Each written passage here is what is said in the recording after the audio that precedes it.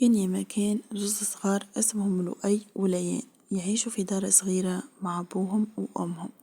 أبوهم كان يخدم في خدمة بسيطة كل يوم ويومه، وأمهم تخدم في الدار وتعاون بالقليل اللي تنجم عليه. كل نهار كانوا يتعبوا برشا، هما ديما يقولوا لأولادهم أقراوا باش متعيشوش كيفنا. لؤي كان يحب القراية ويحلم يولي مهندس، ليان كانت تحب تعاون العباد وتحلم انها تولي طبيبة. اما الحياة كانت صعيبة، كانوا يقراوا على ضوء صغير، ما عندهمش برشا كتب، وساعات حتى الماكلة ناقصة.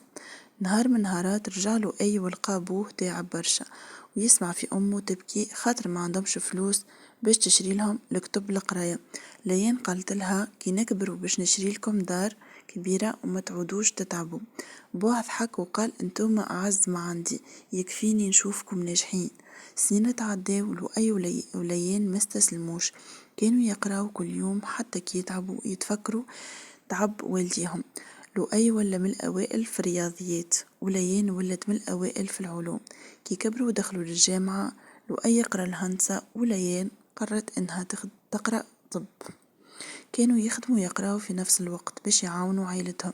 كل مرة يرجعوا للدار يشوفوا والديهم كيفاش مازالوا يتعبوا، ويقولوا لبعضهم نهار آخر باش نعوضوهم. سنة تعداو ولؤي تخرج ولقى خدمة كبيرة في شركة. لين ولات طبيبة في السبيطار. أول حاجة عملوها مشاو يشريو كرهبة ولبسة غالية لوالديهم، وقالوا لهم توا دوركم باش ترتاحوا. شراو لهم دار جديدة كبيرة فيها برشا ضوء وفيها حديقة صغيرة. بوهم بكى وقال عمري ما تصورت اللي أولادي باش يعملوا لي هكا. أمهم عنقتهم وقالت لهم تعبنا ما مشيش خسارة.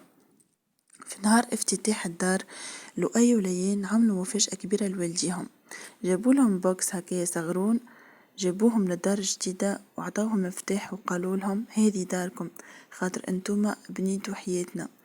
بوهم ركع يبكي من الفرحة، وأمهم قالت انتوما حلم كل الوالدين. من نهارها والديهم ما عادش يتعبوا، يقعدوا في الحديقة يشوفوا في أولادهم ناجحين، ويقولوا أحلى حاجة في الدنيا إنك تشوف أولادك حققوا أحلامهم. العبرة من الحكاية تعب الوالدين اليوم يخلق مستقبل كبير لأولادكم، ونجاح الأولاد ينجم يغير حياة والديهم. كان انتم تقراو ولا تخدموا حاولوا انكم تعوضوا شوية من اللي تعبوه عليكم والديكم. الوالدين راهم مش يستناو منكم في مقابل، اما حاولوا انكم تعوضوا لهم شوية من التعب متاعهم باش يكونوا هكا ديما فخورين بيكم، وترجعوا لهم حتى شوية من اللي عملوه معاكم. كان عجبتكم الحكاية ما تنسيوش باش تدعموني بالاشتراك في القناة، وقولوا لي انتوما شنو تحبوا تكونوا في المستقبل، وشنو تنجموا تعملوا باش تفرحوا والديكم، خاطر هذوكم هما احسن حاجة في الدنيا هذية.